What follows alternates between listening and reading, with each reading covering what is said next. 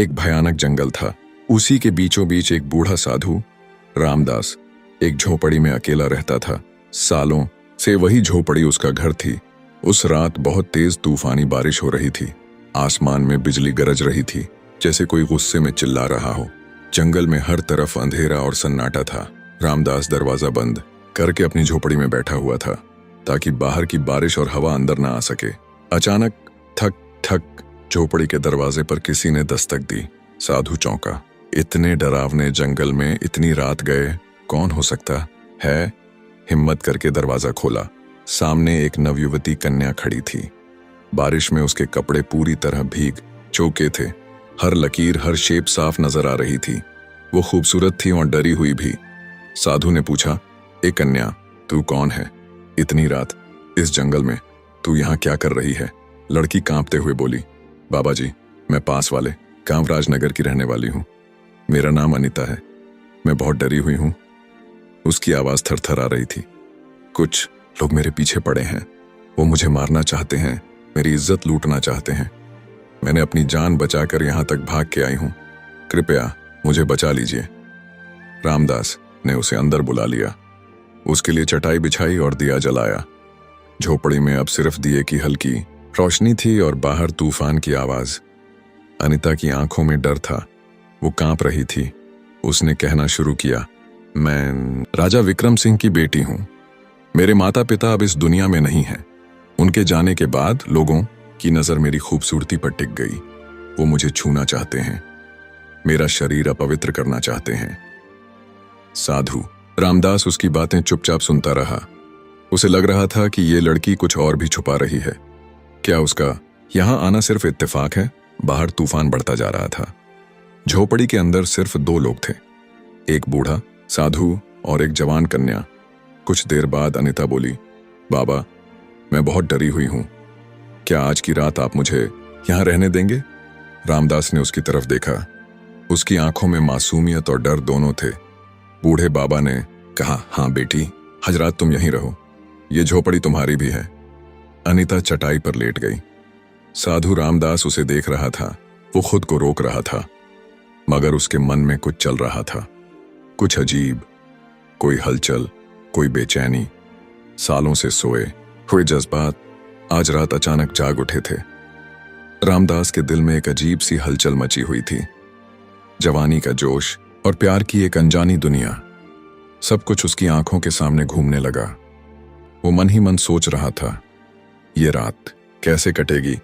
मैं खुद को कैसे रोकूंगा?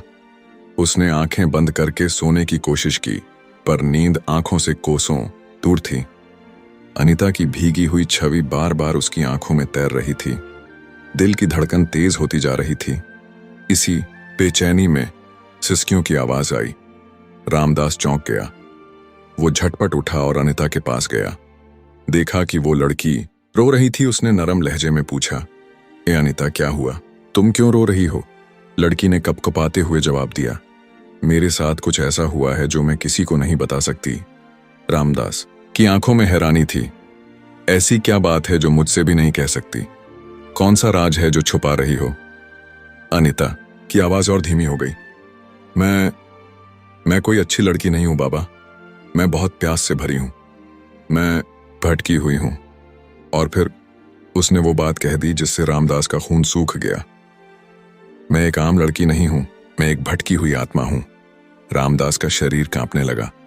उसके पैरों तले जमीन खिसक गई। आत्मा? ये क्या कह रही हो तुम? मैं कैसे मानूं ये सब? अनीता ने नीचे देखना शुरू किया और फिर धीरे धीरे अपनी कहानी बताई। बहुत समय पहले मैं रानी राधा थी। एक आदमी था अर्जुन। वो मुझसे शादी करना चाहता था, पर मैं उससे प्यार नहीं करती थी। उसने मुझे पाने के लिए काला जादू किया। मैं उसके जाल में फंस गई और वो जबरदस्ती मुझसे शादी कर बैठा, लेकिन मैं कभी उसकी नहीं हुई। उसने जब पहली रात मेरी इज्जत छीननी चाही, मैंने उसे रोक दिया। वो गुस्से में पागल हो गया और एक रात उसने मुझे मार डाला। मरते वक्त उसने कहा, तेरी आत्मा तब तक मुक्त नहीं होगी जब तक तू किसी पवित्र इंसान या साधु के साथ हम बिस्तर ना हो जाए। और बाबा, मैं तभी से जंगल में भटक रही हूं। ये सुनते ही रामदास का दिल और तेज धड़कने लगा। अनिता ने उसका हाथ पकड़ा। मैं झूठ नहीं बोल रही बाबा। अगर तुम आज रात मेरे साथ नहीं सोए तो मैं हमेशा के लिए इस जंगल में भटकती रहूंगी। उसके नरम हाथ रामदास के शरीर को छूने लगे। साधु का मन और तन दोनों हिलने लगे। मगर तभी बाहर से एक भयानक आवाज आई, जैसे कोई और भी वहां था। रामदास झट से उठा और झोपड़ी से बाहर भागा। बाहर घुप अंधेरा था। उसने पलटकर झोपड़ी की ओर देखा। अनिता चुपचाप खड़ी थी। अचानक एक काला साया उसके सामने आया। आवाज गूंजने लगी, मैं वही हूं जिसने इस लड़की को तेरे पास भेजा है। वो वही साया था जिसने काले जादू से अनिता की आत्मा को सालों से बांध रखा था। वो जोर से हंसने लगा और बोला, साधु रामदास, तुम अब मेरे जाल में फंस चुके हो। तुम बच नहीं सकते। रामदास ने गहरी सांस ली और शांति से जवाब दिया, तेरा काला जादू मुझ पर असर नहीं करेगा। तूने सोचा मैं एक लड़की की सुंदरता से भटक जाऊंगा? नहीं, ये मेरा रास्ता नहीं है। ये सुनकर अनिता की नजरें नीचे झुक गईं। उसकी आंखों में शर्म थी। साया फिर गरज कर बोला, तुम भी तो इंसान हो, तुम्हारे अंदर भी तो वासना होगी। तुम कैसे बचोगे मुझसे? साधु रामदास ने अपनी आंखें बंद की और फिर आसमान की तरफ देखा। कुछ पल शांत रहने के बाद बोला, मैं रोशनी का रास्ता चुनता हूं, तेरे अंधेरे का नहीं। अनिता की आंखों में आंसू आ गए। वो सोचने लगी, क्या मैं वाकई ये करने जा रही थी? क्या मैं किसी भले इंसान को अपने जाल में फंसा रही थी? रामदास ने नरमी से कहा, अनिता, तुम अपने अंदर झांको। क्या तुम यही बनना चाहती हो? मैंने कभी किसी स्त्री की ओर बुरी नजर से नहीं देखा। फिर तुम क्यों मेरी इज्जत छीनना चाहती थी?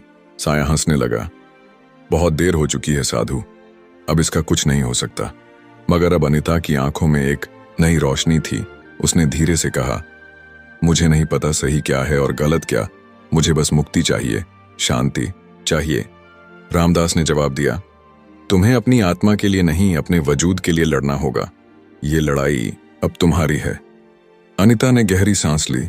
अब वो डर नहीं रही थी। उसने साया की ओर देखा और कहा, हाँ, ये मेरी लड़ाई है और अब मैं इसे खुद लड़ूंगी। उसने अपनी आंखें बंद की, दोनों हाथ उठाए और साया की तरफ बढ़ी। जैसे ही उसके हाथ साया को छूते हैं, तेज हवाएं चलने लगती हैं, अंधेरा कांपने लगता है, साया तड़पने लगता है, चीखता है। मगर अब अनिता की आत्मा जाग चुकी थी। उसने पूरी शक्ति से साया को मिटा दिया। हर तरफ शांति फैल गई। जब अनिता ने अपनी आंखें खोलीं तो सामने साधु रामदास खड़ा था, शांत, गंभीर। अनिता उसकी तरफ बढ़ी और कहा, मुझसे बहुत बड़ी भूल होने जा रही थी।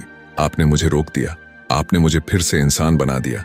रामदास ने मुस्कुराकर जवाब दिया, अब तुम आजाद हो जाओ और अपनी जिंदगी नए सिरे से शुरू करो।